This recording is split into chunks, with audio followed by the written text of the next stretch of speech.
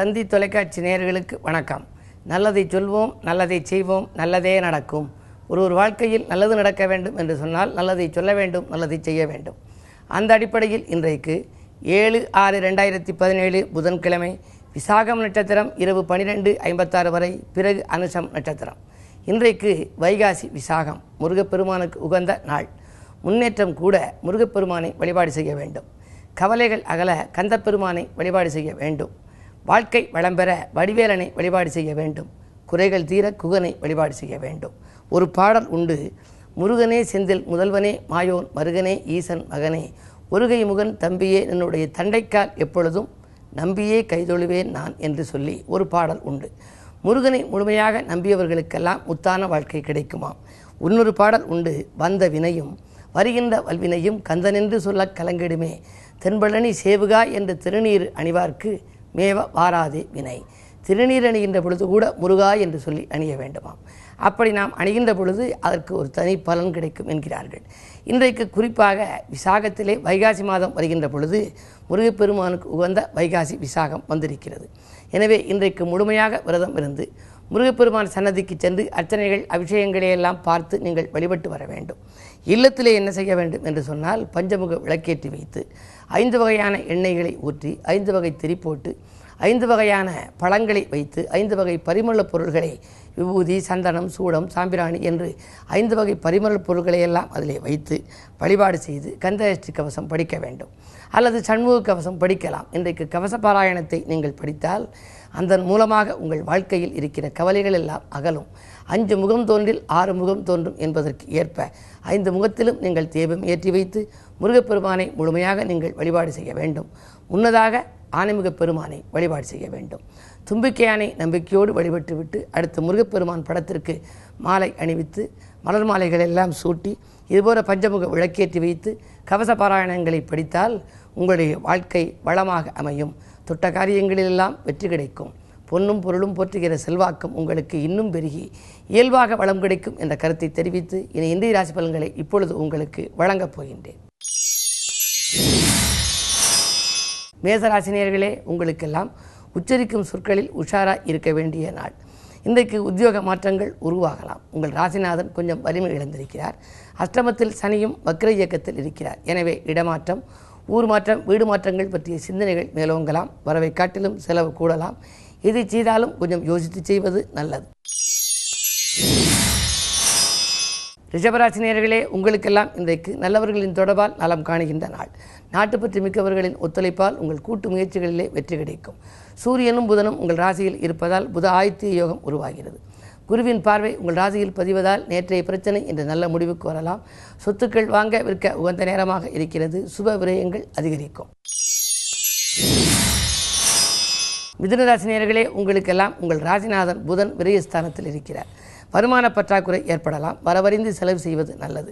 ஒரு சிலருக்கு கடன் வாங்கும் சூழ்நிலை கூட உருவாகலாம். ஆரோக்கிய தொல்லைகளும் உண்டு. மாமன் மைத்துன வழியில் மனக்கசப்பு தரும் தகவல் வரலாம். உத்தியோகத்தில் திடீர் மாற்றங்கள், ஊர் மாற்றங்கள் ஏற்படலாம். நினைத்த இடத்திற்கு மாதர் கிடைக்கவில்லையே என்று கவலைப்படுவீர்கள். இந்த நாளை இனிய நாளாக நீங்கள் அமைத்துக்கொள்ள முருகப்பெருமான் வழிபாட்டை மேற்கொள்ளுங்கள். கடகராசினியர்களே, உங்களுக்கெல்லாம் இன்றைக்கு ஆதாயம் தரும் தகவலில் அக்கறை காட்டுகின்ற நாள். உங்களுக்கு அலுவலக பணிகளில் இருந்த அலைச்சல்கள் குறையும். எடுத்த காரியங்களை எளிதில் செய்து முடித்து வெற்றி காண்பீர்கள். சுக்கிரபலம் உங்களுக்கு நன்றாக இருப்பதால் பெண்வெளி பிரச்சனைகள் அகலும். குரு 3லே இருக்கிறார். வழக்குகள் சாதகமாக முடியலாம். வளர்ச்சி பாதையை நோக்கி அடியெடுத்து வைக்கப் போகின்றீர்கள். சிம்மராசினியர்களே, உங்களுக்கு ஜென்மத்திலே ராகு, பணப்புழக்கம் நன்றாக இருக்கும். புகழ் மிக்கவர்களால் புதிய திருப்பங்கள் ஏற்படலாம். அதிகாலையிலேயே உங்களுக்கு ஆனந்தமான தகவல் ஒன்று வந்து சேரப்போகின்றது. பொல்லாதவர்களை இனம் கண்டு கொள்வீர்கள். வாங்கல் கொடுக்கல்கள் எல்லாம் ஒழுங்காகும். வைகாசி விசாகம் என்பதால் முருகப்பெருமானை முறையாக வழிபடுவது உங்கள் முன்னேற்றத்திற்கு வித்திடும். கன்னிராசினியர்களே, உங்களுக்கெல்லாம் விடாமுயற்சிக்கு வெற்றி கிடைக்கின்ற நாள். நீங்கள் தீட்டிய திட்டங்கள் எல்லாம் இன்றைக்கு வெற்றி பெறப் போகின்றது. வீடு மாற்ற சிந்தனைகள் மேலோங்கும். விஐபிக்கள் வீடு தேடி வந்து உங்களுக்கு உதவிக்கரம் நீட்டுவார்கள். பல பணிகள் பாதியில் நிற்கிறதே என்ற கவலை இன்று மாறும். ஆரோக்கிய தொல்லையும் அகலும் நாள் நல்ல நாள். துலாம் ராசினியர்களே, உங்களுக்கு சந்திரபலம் நன்றாக இருக்கிறது. கொடுத்த வாக்கை காப்பாற்றி மகிழ்வீர்கள். குடும்பத்தினர்களின் எண்ணங்களை அறிந்து கொண்டு செயல்படுவீர்கள். அது மட்டுமல்ல, பயணத்தால் உங்களுக்கு பலன் கிடைக்கப் போகிறது. புதிய தொழில் தொடங்க வேண்டும் என்ற ஆசை நிறைவேற்றிக் கொள்ள இன்றைக்கு நண்பர்கள் உங்களுக்கு கை கொடுத்து உதவுவார்கள். உத்தியோகத்தில் இருப்பவர்கள் விஆர்எஸ் பெற்றுக்கொண்டு வந்து விருப்ப ஓய்வில் வெளிவந்து சுயதொழில் தொடங்கும் முயற்சியில் கூட ஆர்வம் காட்டலாமா என்று கூட சிந்திப்பார்கள். உங்கள் சிந்தனைகள் இன்றைக்கு வெற்றி பெறுகின்ற நாளாக கருதலாம். விருச்சிக ராசினியர்களே, இன்றைக்கு விசாகம் என்பதால் உங்கள் ராசிநாதன் செவ்வாய் என்பதாலும் நீங்கள் முருகப்பெருமானை வழிபட்டு உங்களுடைய காரியங்களை இன்று தொடங்குங்கள். முன்னேற்றத்திற்கான அறிகுறிகள் உங்களுக்கு தொடர்ந்து தென்படும். தொழிலிலே நல்ல லாபம் கிடைக்கப் போகிறது. சொத்து சேர்க்கைக்கும் அஸ்திவாரம் அமைத்துக் கொள்வீர்கள். உதிரி வருமானங்கள் உங்களுக்கு வந்து சேரும். ராசிநாதன் செவ்வாய் வலிமை இழந்து அஷ்டமத்தில் இருப்பதால் கவலை இல்லை. இடம்பூமியால் உங்களுக்கு லாபம் உண்டு. கடிதம் கணித தகவலை கொண்டு வந்து சேர்க்கும். விஐபிக்கள் வீடு தேடி வந்து நீங்கள் விரும்பிய காரியத்தை விரும்பியபடியே முடித்துக் கொடுப்பார்கள். தனுசு ராசினியர்களே, உங்களுக்கெல்லாம் வரம்பு மீறி பேசுவதால் வாய்ப்புகள் கை நழுவி செல்லுகின்ற நாள். வாரிசுகளுக்காக கூட ஒரு தொகையை செலவிடுவீர்கள். 3 கேது இருப்பதால் முன்னேற்ற தடைகள் ஏற்படலாம். வழக்குகளில் திசை திருப்பங்கள் ஏற்படும். திடீர் விரயங்கள் மாலை நேரத்தில் ஏற்படலாம். இன்றைக்கு நீங்கள் கொஞ்சம் யோசித்து செயல்படுவது நல்லது. மகர ராசினியர்களே, குருவின் பரிபூர்ண பார்வை உங்கள் ராசியில் பதிகிறது. துணிவும் தன்னம்பிக்கையும் கூடும். தொட்ட காரியங்களில் வெற்றி கிடைக்கும். தொல்லை தந்த எதிரிகள் விலகுவார்கள். 2 கேது இருப்பதால் குடும்ப சுமை கூடுதலாகத்தான் இருக்கும். பற்றாக்குறை வந்தாலும் கூட அதை சமாளித்து விடுவீர்கள். கும்பராசினியர்களே, உங்களுக்கெல்லாம் இன்றைக்கு சொந்த பந்தங்களால் வந்த துயரங்கள் தீரும் நாள். உங்களுக்கு இதுவரை நேற்று வந்த ஒரு கவலை இன்றைக்கு மாறப்போகின்றது. தொழிலில் ஏமாற்றங்களை சந்தித்து வந்த நீங்கள் இன்றைக்கு ஏற்றங்களை சந்திக்கப் போகின்றீர்கள். புதிய நட்பால் உங்களுக்கு பொறுப்புகள் கூடுதலாக கிடைக்கும். ஒப்பந்தங்களில் கையெழுத்திட்டு மகிழும் உன்னத நாளாக கூட இந்த நாளை கருதலாம். வரவு திருப்திகரமாக இருக்கிறது. குரு 8 இருந்தாலும் கூட 2ஆம் இடத்தை பார்ப்பதால் குடும்ப பிரச்சனைகள், கொடிகட்டி பறந்த குடும்ப பிரச்சனைகள் கூட இன்னை படிப்படியாக நல்ல முடிவுக்கு வரப்போகிறது.